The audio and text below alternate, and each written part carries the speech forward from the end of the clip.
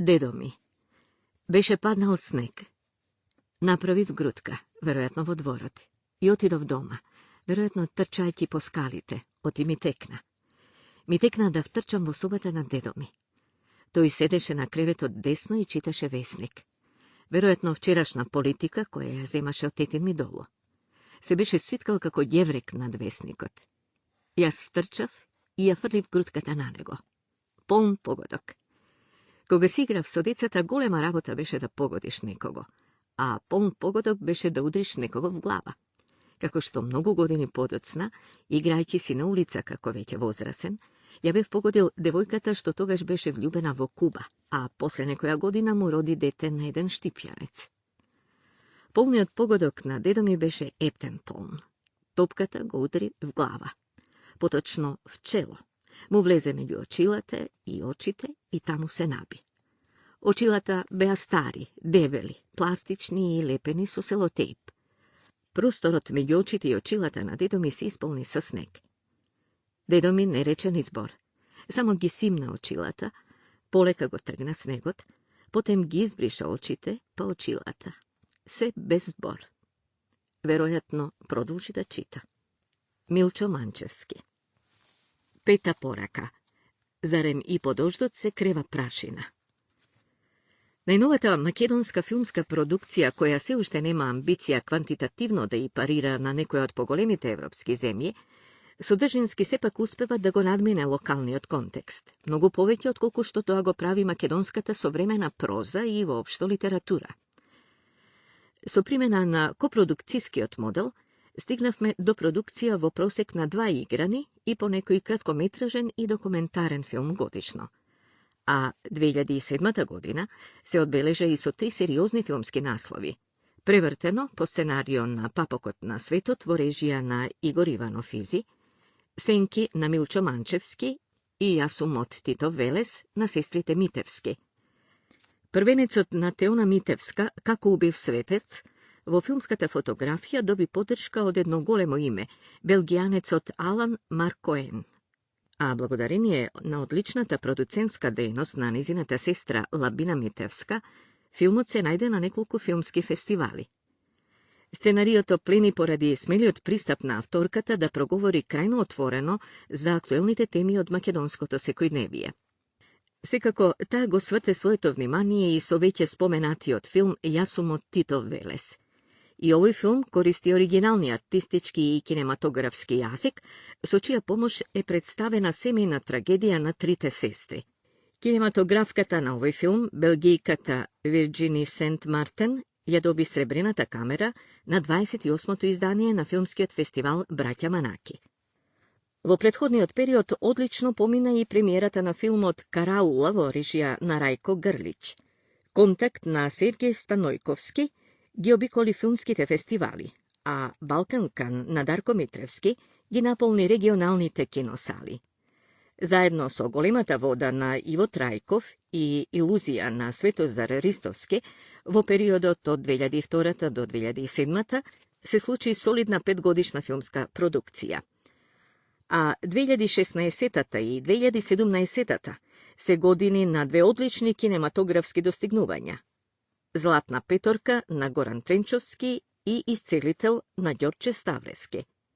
A kade se početocite na makedonski od film? Vo prvite snimki na Balkanot. Ostava me namerni i nenamerni tragi vo tuđite životi, te reče jednaš Goran Stefanovski vo predgovor od kon svojeto delo Černodrinski se vraća doma.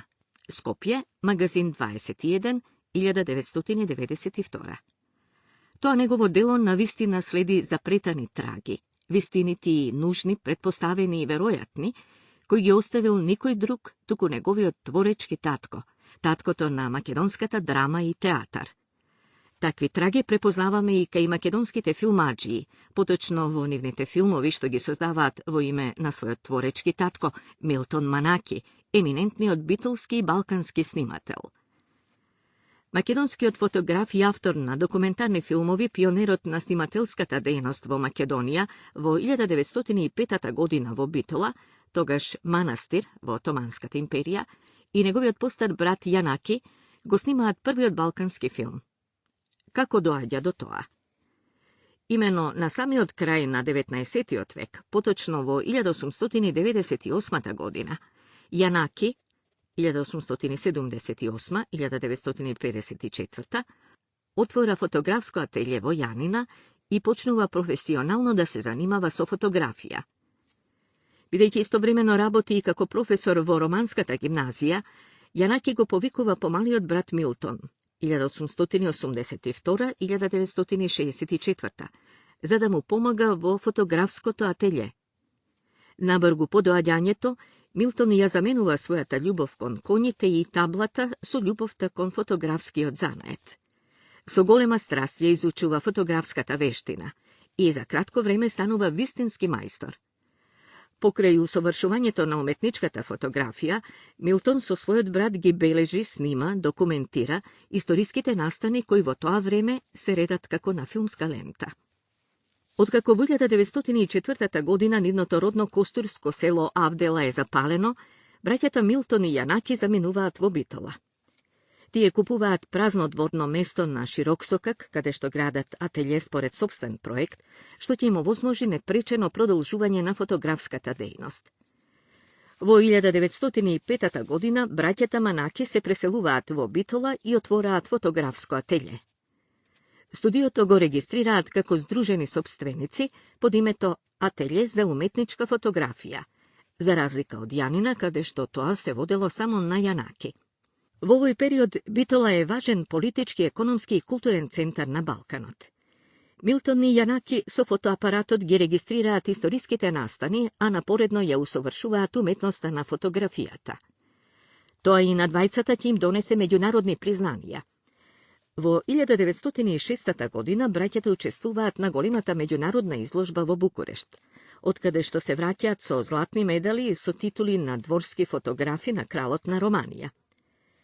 При посетата на летната резиденција на романскиот крал во Синаја, тие се назначени за официјални фотографи на кралското семејство и прават фотографии на кралот Карл I и кралицата Елизабета. При посетата на Лондон, Јанаки Манаки го купува 300-тиот примерок од серијата Биоскоп, произведен од компанијата Charles Urban Trading. Оваа фамозна камера 300, која Јанаки му ја испраќа на својот брат Милтон, во рацете на младиот влюбеник на фотографијата, се претвора во инструмент со историско значење. Токму од тој момент започнува историјата на балканската кинематографија, но и историјата на македонската кинематографија.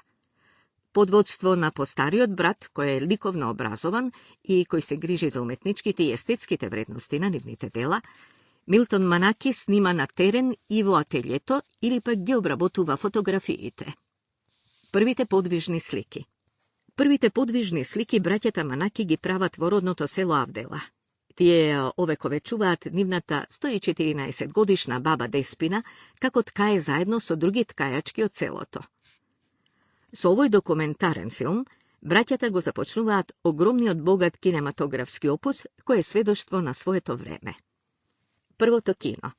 Во 1921 година, браќата Милтон и Јанаки го отвораат првото летно кино Манаки на Широксокак, Битолското корзо, а на 26. август истата година тие го прикажуваат првиот филм Под отворено небо.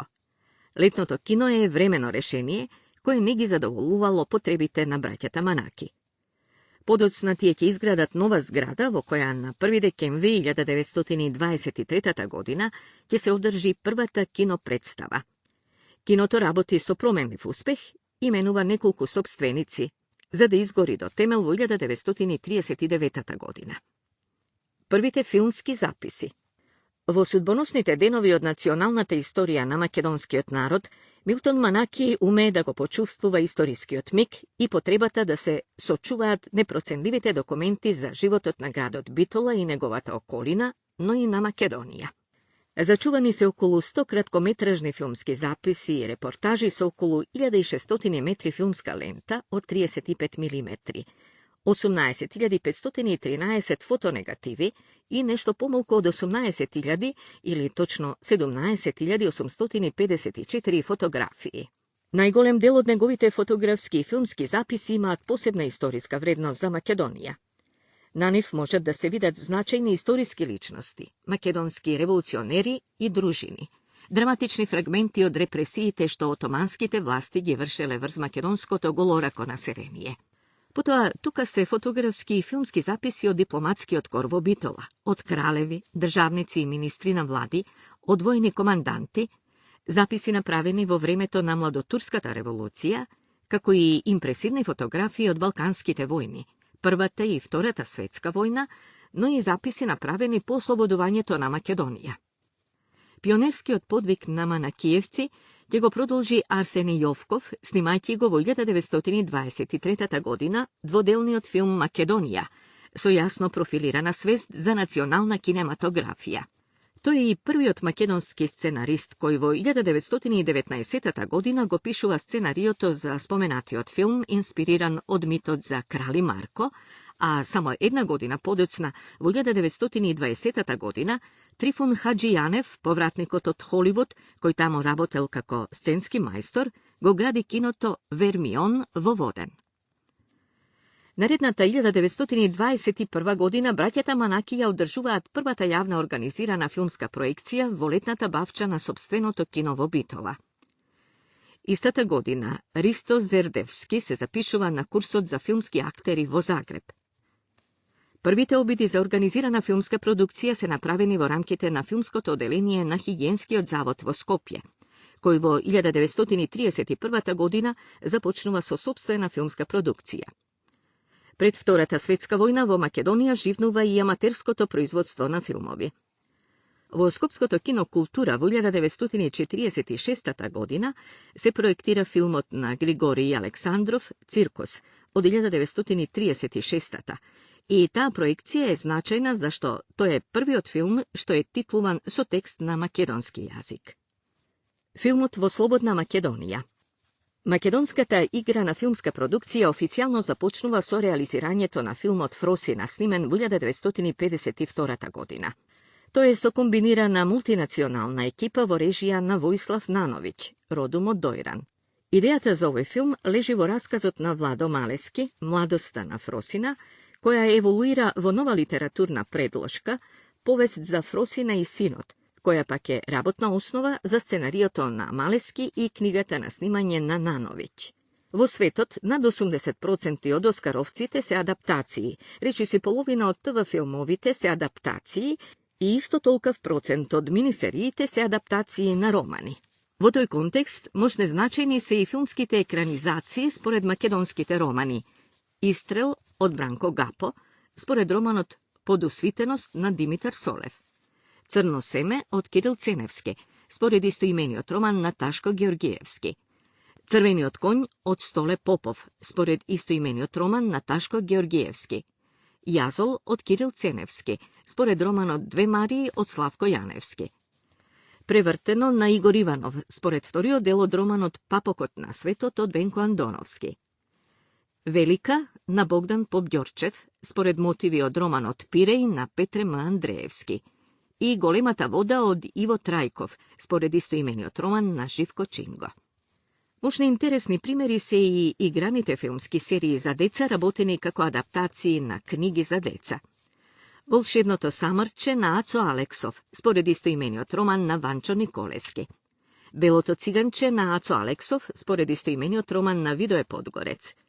Големи и мали на Душан Наумовски, според истоимениот роман на Бошко Смаќовски. Втората смена на Душан Наумовски, според истоимениот роман на Велко Неделковски. Девојките на Марко на Димитар Христов, според истоимениот роман на Оливера Николова. Зоки Поки на Александар Поповски и Марија Апчевска, според истоимената книга на Оливера Николова. За некои култни македонски филмови. Големата вода, 2004. Адаптацијата на сценариото Големата вода на Иво Трајков, што со сигурност веќе се вбројува во едно големо филмско остварување во новата македонска кинематографија, ја направи искусниот Владимир Блажевски. Сугестивното наративно искуство на големото актерско име Мето Јовановски, силно емотивната музика на Кирил Џајковски и особено одличниот детски кастинг, главно го носат товарот на овој филм. Trajkov doaѓа од Чешката филмска академија, од каде што ги донесе препознатливите елементи на таа кинематографија со специфичен авторски печат. Филмот ја освојува големата награда во Валенсија на филмскиот фестивал. Тој е македонски кандидат за Оскар во категоријата најдобар странски филм за 2004 година, но не успева да добие номинација. Балкан Кан 2005. Првата македонско-италијанска копродукција е авторско дело на Дарко Митревски. Обидот за една црна комедија на балкански начин е сосема прозаичен и веќе виден за онаа базично филмски писмена публика. Одличниот маркетинг и кокетноста со музиката успешно го продадоа филмот. Со излегувањето на саундтракот за филмскиот хит Балкан Кан и особено на песната Баба Зумбула, како и собствено издание на прва партизанска продукција, режисерот и продуцентот Дарко Митревски и авторот на музиката Кирил Џајковски затворија уште едно поглавје од историјата за успешниот проект. Имено ова големо музичко име едновремено работеше и на музиката за филмот Големата вода, а пред тоа се јави како потписник на музиката на Прашина. Стилската разлика на двете филмски приказни е толку голема, што не му создаде никаков проблем на Џајковски, инаку најбараниот автор за филмска и театарска музика, во однос на свежината и оригиналноста во самиот пристап кон тонската слика. Превртено 2007. Филмот Превртено на Игор Иванов Изи е по сценарио на вториот дел од романот Папокот на светот на Венко Андоновски. Кинематографер е Томи Салковски, а музиката ја потпишува Зоран Спасовски. Во филмот се користат и песни од легендарната скопска панк група Бадмингтонс. Во филмот учествуваат Милан Тоциновски, Сања Трајковиќ, Славиша Каевски, Никола Ристановски, Јордан Симонов, Ѓорѓи Јолевски. Овој филм е премиерно прикажан на фестивалот во Карлови Вари во 2007 година. Иванов по успехот со своите краткометражни филмови се стекна со реноме на сериозен и инвентивен автор и затоа се нафати во долгометражниот филм да дебитира со смело сценарио. Се покажа дека тоа е за него предизвик, но и известна опасност, зашто успехот на романот не гарантира успешен филм, туку само пристоен филм. Балканот не е мртов. 2012-2013. Балканот не е мртов е прв самостоен филм на режисерот Александар Поповски. Сценариото за филмот е напишано од Дејан Дуковски, Александар Поповски и Ана Ласиќ, а според истоимениот драмски текст на Дејан Дуковски од 1994 година. Директор на фотографија е Дејан Димески, дизајнер на продукција е Свен Јонке, а автор на музиката е Кирил Џајковски. Главните улоги во филмот ги толкуваат Никола Ристановски, Драгана Костадиновска, Наташа Тапушковиќ-Шолак, а во другите игра и Раде Шербеџија. Проектот за снимање на филмот е одобрен уште во 2004 година, но поради бројните административни и технички проблеми, снимањето завршува дури во 2010 година. Филмот за прв пат е прикажан на фестивалот Браќа Манаки во 2012 година, додека официјалната премиера пред публиката се случува на 18 октомври 2013 година во киното Милениум во Скопје. Приказната за љубовта на Кемал Ататурк со Елени Каринте, што се случувала во Битола, снимена е само во неколку секвенци во Битола, а другиот дел од филмот е фикција и реален свет, свет во кој што акцентот е ставен на приказната, на актерите, на светлото и на камерата. Се одлучивме за нов принцип на работа, нов за сите нас, во кој не интересира суштината на просторот, а не просторот сам по себе, вели Поповски, кој додава дека приказната е она од македонска крвава свадба и прашањето за нив било дали да се вратат онаму каде што е направен тој историски важен филм за нашата кинематографија или да одат во нешто ново. Одат натаму и притоа создаваат искрен филм, зашто, како што вели Поповски, ако во македонска крвава свадба слоганот е слобода или смрт, овде е љубов или омраза. Инаку овој филм, како впрочем и театарската представа на МНТ од 2001 во режија исто така на Поповски, како и драмскиот текст на Дуковски, се занимава со борбата на два принципа. Грдата страна на светот, кога империите се распаѓаат и кога се случува ерозија на моралните вредности, и убавиот принцип љубовта, големите мисли, промената на светот и на самите себе си. Трето полувреме, 2012. Овој долгометражен игран филм во режија на Дарко Митревски е инспириран од случаи во Македонија од периодот на Втората светска војна. Продуценти на филмот се Роберт Насков и Дарко Митревски, додека сценариото е дело на Гргор Струиќ, а музиката за филмот е на Кирил Ѓајковски. Главните улоги во трето полувреме ги толкуваат Сашко Коцев, Катарина Ивановска, Ричард Самел, Раде Шербеџија, Емил Рубен, Митко Апостолски, Мето Јовановски и Тони Михајловски. Пораките на приказната на трето полувреме се пренесуваат преку најважната споредна работа во светот, фудбалот. Поконкретно, филмот е приказна за играчите на ФК Македонија и нивниот германско-еврејски тренер Рудолф Шпиц, кој ги води по патот до шампионската титула на нацистичката фудбалска лига. Но имајќи го предвид хронотопот на филмот, во него фудбалот постанува игра која што е и бојно поле помеѓу доброто и злото, како што беше кажано и по премиерното прикажување во рамките на Интернационалниот фестивал на филмска камера Браќа Манаки во Битола. Колку е добар филмот Трето полувреме ќе може да се каже по неколку години. Не знам дали ќе има доволно критичност за Трето полувреме на почеток затоа што се крена толку прашина околу него, така што веројатно голем дел од луѓето ќе одат да го гледаат филмот со некое веќе формирано мислење. Ми се чини дека ќе треба да помине малку време, особено за еден ваков филм кој е емотивен, народски кажано апе за срце, нагласи Митревски пред премиерата на филмот. Отука ова е филм кој што треба критички, а не емотивно да се изгледа. До Балчак, 2014. Долгометражниот игран филм До Балчак е засега најновото филмско остварување на режисерот Столе Попов по сценарио на Горан Стефановски, кој што својот зародиш го доживува уште во 80-тите години на минатиот век под насловот Приказна од Дивиот Исток, пошто следат неколку изменети верзии до онаа која што е филмувана и премиерно прикажана во 2014 година.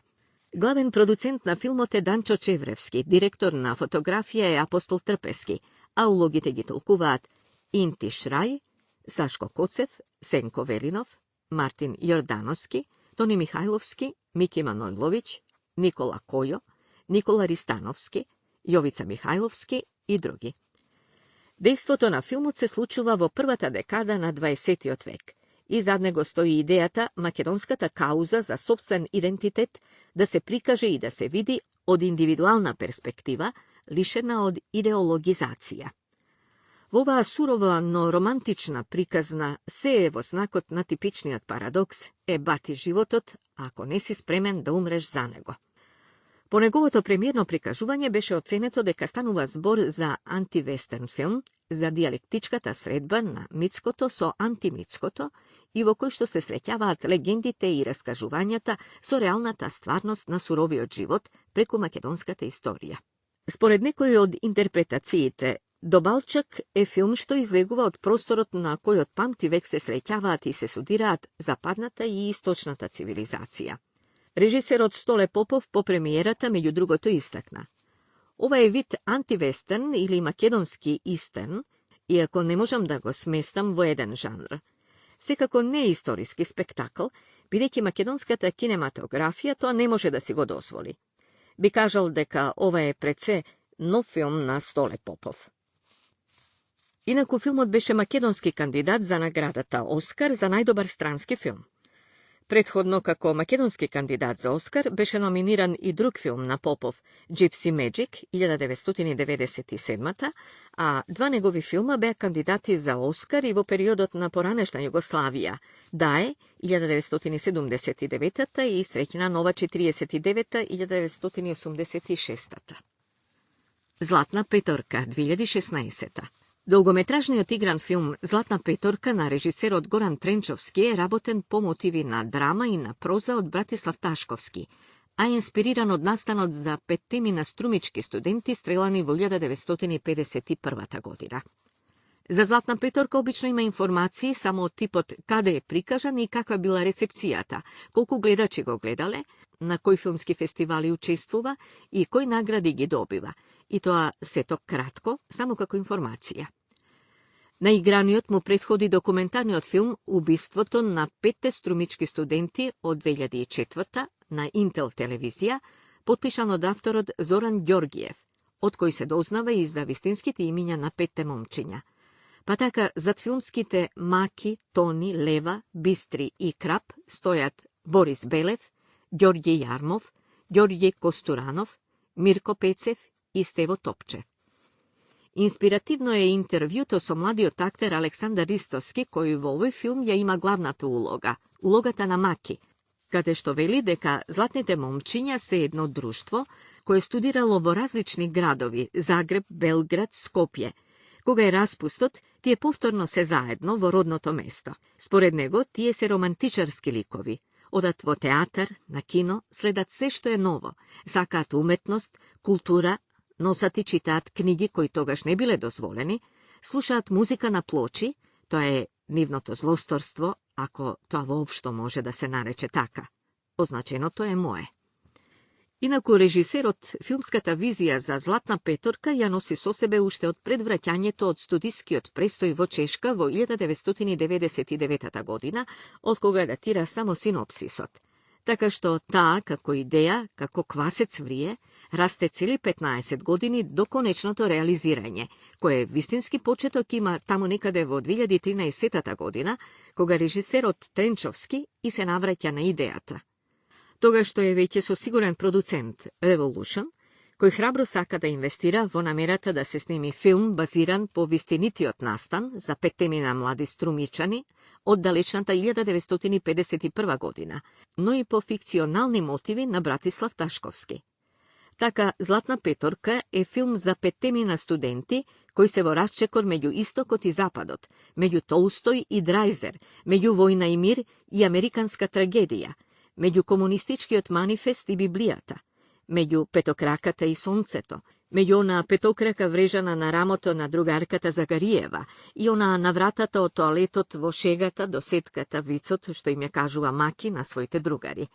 Film od svojata prva projekcija je ima vo ramkite na festival od braća Manaki vo Bitola vo 2016. godina, a potom film od se prikažuva 10 dena vo Strumica, kada što će go vidat okolo 9000 gledači. Osloboduvanje na Skopje, 2016. Prikaznata na film od Osloboduvanje na Skopje spored istoimenio dramski tekst na Dušan Jovanović, koji što zajedno so Rade Šerbedžija je avtor na scenarijoto, dodeka Šerbedžija je i režiser na dolgometražni otigran film zajedno so Danilo Šerbedžija. Producenti na filmu se Goran Tozija, Robert Naskov, Igor Nola, Vladimir Anastasov, Arto Halonen i Danilo Šerbedžija. Direktor na fotografije je Dejan Dimeski, dodeka muzikata je na Tuomas Kantelinen i Vlatko Stefanovski.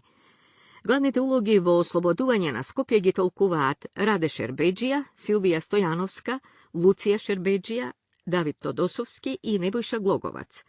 Prikaznata na filmot ja doživuvame preko očite na glavni od junak, 8-godišnji od Zoran, koji što je svidetel na surovite delovi na vojnata, stradanjata i slikite na siromaštijata vo periodot na Vtorata svetska vojna, se do doadjanjeto na slobodata, koga tatkoto na Zoran, na bel konj, vleguva vo gradot, no jedan zalutan kuršum go ubiva najdobri od Zoranov drugar Trajko.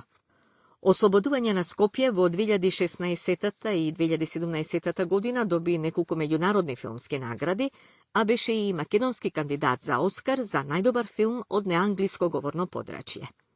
Iscelitel 2017. Iscelitel, inaku poznat po angliskata verzija na naslovot kako Tajnata sostojka, Secret Ingredient, je makedonski film, vo režija na Đorđe Stavreski, koji je istovremeno i scenarist i producent na filmot, kako i montažer na zvukot. To je film što balansira među semejna drama, crna komedija i socijalan komentar. Spored zborovite na sami od Stavreski, filmot se sozdaval vo dolg vremenski period. Od prvite napišani zborovi vo scenarijot od 2010. pa do premijerata na filmot pominuva duri 7 godini. Prvite 3 verzije na scenarijoto se napišani kako semejna drama, no otkako Stavreski go izrabotil kratki od komičan film Skopski ljubovđi vo ramkite na omnibus od Skopje Remix 2012. se premislil i go napišal kako crna komedija. Imeno Vele, koji go glumi odlični od Blagoj Veselinov, mehaničar od železničko depo, nemajki pari da kupi lekovi, mu dava na tatka si sazdo, Anasta Stanovski, kolač napraven od ukradena marihuana, za da mu gi ublaži bolkite od rak. Истовремено тој е притиснат од криминалците што си ја бараат дрогата назад и соседите душкала, кои во него гледаат нова надеж или еден вид нов ицелител. Најголем шарм на филмот се непретенциозноста и искреноста, кои ги покриваат одредените недостатоци и несигурноста во некои делови. Престижното списание Variety објави рецензија за филмот, оценувајќи го како прекрасен филм кој не само што ќе послужи како силна одскочна штица за кариерата на Ставрески, туку дури може да ја повлече напред и по широката македонска филмска индустрија. Исцелител е и првата македонско-грчка копродукција во која финансиски помогнал Грчкиот филмски центар.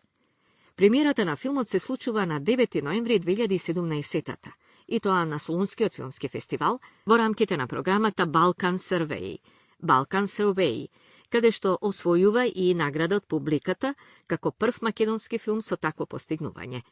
Македонската премиера се случува на 19 ноември 2017 на затворањето на 16-тото издание на фестивалот на европски филм Cine Days, каде што е дочекан со овации и воодушевување. Тој е и македонски кандидат за престижната награда Оскар за најдобар филм од неанглиско говорно подрачје. Медена земја, 2019. Документарниот филм Медена земја во режија на Тамара Котевска и Љубомир Стефанов е едно од најзначајните остварувања на македонската кинематографија. Иако филмот првенствено го прикажува животот на Хатидже Муратова, последната пчеларка во Македонија, која живее во селото Бекирлија, и промените кои нејзиниот живот ќе ги претрпи по пристигнувањето на една номадска фамилија во соседната куќа, преку него се отвораат низа клучни и актуелни теми, вклучително и климатските промени, загубата на биоразновидноста и експлоатацијата на природните ресурси. Две идеологии се спротивставени преку главните ликови во филмот, имено балансот на луѓето со екосистемот, кои се прикажани преку Хатидже и потрошуваштвото, и потрошувачката на ресурсите прикажани преку незините новодојдени соседи. Филмот својата премиера ја доживеа на филмскиот фестивал Sundance, при што во 2019 година беше единствен филм кој што на овој фестивал освои 3 награди, пошто следеа голем број номинации, па и награди на европски и американски филмски фестивали. Медена земја беше номиниран на 92-та церемонија на Оскарите во категориите за најдобар интернационален филм и за најдобар документарен филм. Со ова постигнување тој е единствениот документарен филм во историјата кој има добиено 2 номинации, односно да е во уште една категорија, освен во таа за документарни филмови. Речиси цела година не стивнуваа позитивните критики од филмските критичари ширум светот. Филмот доби универзално признание од современите филмски критичари, кои даваа пофалби и за вниманието кое режисерите им го дале на деталите и до пораката за зачувување на природата која ја пренесуваат кај гледачите. Медена земја оствари забележителен успех на филмските фестивали во Хонг Конг, Полска, Индија, Шпанија, Израел, Грција, Бразил, Русија, Австралија и така натаму.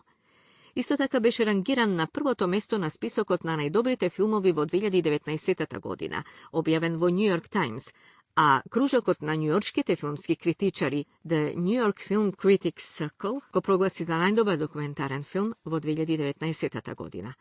Мотото на хероината на Медена земја, Атидже Муратовска, остана запаметено од многумина. Земете половина од медот и оставете ја другата половина за пчелите. Ако некој го прекрши правилото, сите ја плаќаат цената. Северниот пол, 2021. Краткиот документарен филм Северниот пол на режисерката Марија Апчевска е едно од позначајните македонски филмски остварувања во последната деценија. Во текот на 2021 година филмот учествуваше на повеќе од 20 фестивали во светот, а беше и во селекција за наградата Златна палма на Канскиот фестивал. Меѓу другото, Северниот пол ја освои големата награда на 63-тиот меѓународен фестивал на документарен филм и краток филм Зинеби во Билбао, Шпанија. Со тоа овој краток филм се квалификува и за кандидат за Оскар, а од страна на фестивалот во Билбао е кандидиран и за европските филмски награди во 2022 година. Потоа, на крајот на 2021 година, филмот ја освои наградата Санта Луција за најдобар интернационален краток филм на фестивалот во Богота, Колумбија. Продуцент на Северниот пол е Роберт Насков, a koproducenti se Miloš Ljubomirović i Miodrag Popović od Srbija i Petar Šekereš od Ungarija. Filmovite na Milčo Mančevski. Poleka, no ne i taka sigurno, izleguvame od matricata filmovite da ima zatvorena fabula, izgradena vrz nekoj istorijski patetični odrednici. Miston, crno seme, preko jezeroto. Pa taka, osven od krizata na produkcijata, izlegov mi popolieka počnavme da je raščistuvame prašinata, što ja krena Milčo Mančevski, s uspehot na preddoždot i prašina. Imeno vo dvata slučaja stanuva zbor za megalomanski budžeti podržani od silni svetski produkciji. Uslovi što redko može da si gi dozvola domašnite avtori, nasproti avtorot povratnik Mančevski. Vtori od nego film dobi razni kvalifikaciji. Vo Skopje go narekoa makedonska Gernika. Italijanski od romansijer Alessandro Baricco izjavi: mi se dopadja prašina zato što je jedno otvoreno delo. Ima se i sosema je sprotiven na se. Kombinira lingvistički šemi so arhetipi. Kritičarite, zaključuva Baricco, ne se podgotveni za ovakvi filmovi i knjigi. Mislejki i na samo to scenario. To je kako dodiš na planina so kostum za kapenje, pa se čudiš zašto ti je studeno. Kako koga prvpat videle lokomotiva i zaprašale, a kade se konjete? Неговата фокусираност на одредени историски и културни детерминанти воопшто не намалија можноста овој филм да биде разбирлив и за оние што не ја познаваат историската рамка на филмот. Зашто во прашина станува збор за човечки судбини, односи, стремежи, страдања. И пред дождот и прашина започнуваат со доматите и завршуваат со слични кадри во кои влегуваат небото, облаците, условно и птиците. Затоа честопати на прашина се гледа како на втор дел на Пред дождот. Самиот автор во екот на работата на својот трет филм Сенки велеше дека дури ќе се случи трилогија, а ние пак велиме дека она што го направи како филмско писмо е вистински квартет. Пред дождот 1994, Прашина 2001, Сенки 2007 и Мајки 2010. Предпоставувам, нагласува Манчевски, дека третиот ќе биде неверојатно едноставен, аеродинамичен. Првиот имаше 3 дефинирани приказни, во вториот во суштина се 2, а третиот можеби ќе има една. Имав еден професор по продукција кој постојано велеше: првиот кадар ти го дефинира филмот. А татко ми пак викаше дека по музиката на шпицата ќе познае каков ќе биде филмот. Кога размислував каков да биде првиот кадар во Пред дождот, се прашував што е она што е најтипично за оваа земја. Заклучив дека патлиџаните се единствената работа во која Македонија е супериорна од кое било друго парче земја. Во вториот филм, прашањето беше како тоа да го врземе, а да биде Њујорк. Многу логично излезе дека истите тие патлиџани што ги собираа во Пред дождот, сега стигнале на тезгата во Америка. Така што слободно може да заклучиме дека повикот за космополитизам и за почитување на другиот победува во филмовите на Манчевски. Петиот негов игран филм Бикини Мун има формат на лажен документарец и зборува за експлоатацијата на единката од страна на медиумите. Инспирацијата за приказната лежи во доминацијата на самото снимање денес, од прислушување на големиот брат до разните селфи промоции на Фейсбук. Така што овој филм на Манчевски зборува за природата на вистината, лагата и илузијата. Филмот го има мирисот на Њујорк, снимен е на повеќе локации во градот, кој ми е втор дом и многу го сакам. Имаме извонредно талентирана екипа, и актерска и филмска. На овој филм се изборив за апсолутна креативна слобода, без мешање од финансиери, продуценти или политичари, со целосна доверба и хармонична соработка. Ова е еден од ретките американски филмови каде што авторот има право на Final Cut, право на финална верзија, вели Манчевски за Бикини Мун. Според соопштението од продуцентската куќа Банана Филм, филмот Бикини Мун е снимен во Њујорк и е копродукција меѓу САД, Германија и Канада. Ова е првиот филм на Манчевски во кој не учествува Македонија. Неговите предходни 4 македонски филмови ја презентираа македонската култура на сите 6 континенти со комерцијална дистрибуција во над 50 земји, проекции на над 200 фестивали и над 40 меѓународни награди, меѓу кои и Златниот лав во Венеција и номинација за Оскар. Konkretno 2019 година на 14-тото издание на филмскиот фестивал во Рим се случи светската премиера на 6-тиот игран филм на Манчевски Врба, прв македонски филм кој што досега има влезено во официјалната селекција на овој фестивал. И со овој филм Манчевски повторно се јави и како режисер и како сценарист на делото. Во него се инкорпорирани 3 приказни кои што се надополнуваат, а главната тема е лојалноста и односот на поединецот кон општеството, како и односот на општеството кон поединецот. По светската премиера Манчевски беше спореден со Бергман, а Врба беше издвоен како еден од најинтересните филмови на 2019 година во одгласите на критиката. Критиката веднаш по премиерата беше едногласна дека Манчевски е мајстор на филмот, а Врба е раскошен и комплексен филм. Величествена македонска филмска приказна која се појавува моќно, драматичен еп за 3 македонски жени и за нивната желба за семејна љубов. Делото на Манчевски е многу покомплексно од што може да се замисли. Наратив кој, благодарение на неговата необична природа и развивањето на темите, е набиен со значење и религиозен мистичен подтекст, што на Врба и дава вкус на одамна поминати времиња, на половина пат меѓу Бергман и Тар, бајка што боли на половина пат меѓу минатото и сегашноста. Режија што станува интимна и прецизна. Митолошки наратив меѓу бајката и сировиот реализам, со љубовта како единствено решение за древните проклетства. Приказна која длабоко го почитува животот и оние кои што се дел од него, силни жени и кревки мажи. Едно од оние дела кои е невозможно да минат незабележано, еден од најинтересните филмови на Римскиот фестивал и воопшто на 2019 година, објави италијанскиот Cinematographe. Покрај тоа што и овој македонско-унгарско-белгиски филм беше македонски кандидат за Оскар во 2020 и 2021 година, освои голем број престижни филмски признања од меѓународен карактер. Од 2021 година Манчевски работи на својот 7-ми филм Кајмак. Милчо Манчевски се потпишува и на кратките филмови Четврток 2013 и Крајот на времето 2017, но и преку 50 кусометражни филмови, документарци, реклами, музички спотови и друго. Исто така се појавува и како актер во неколку кусометражни филмови, во 2 македонски играни филма и во една театарска представа.